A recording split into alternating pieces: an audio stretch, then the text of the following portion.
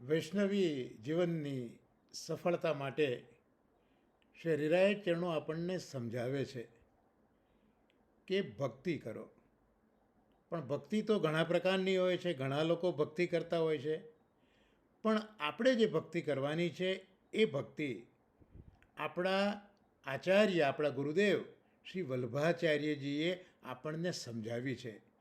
એ જે ભક્તિ છે એ પુષ્ટિમાર્ગની ભક્તિ કહેવાય.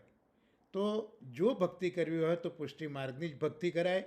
અને પુષ્ટિ માર્ગની જ્યારે ભક્તિ કરવી હોય ત્યારે મહાપ્રભુજીએ આપણને જે રીતની સેવા શીખવી હોય કે આપણા ગુરુદેવે આપણને જે રીતની સેવા શીખવી હોય તે પ્રમાણે જ સેવા આપણે કરવી જોઈએ. અને બીજું, જે આ સંસારની અંદર આ મારું, આ તારું, આ મને ગમ્યું, આ તારું, આ બધા જે ખટરાગ આપણે કરીએ છીએ તે પણ છોડી દઈએ તો હરિરાયજી કહે છે કે આપણું જીવન એ સફળ છે.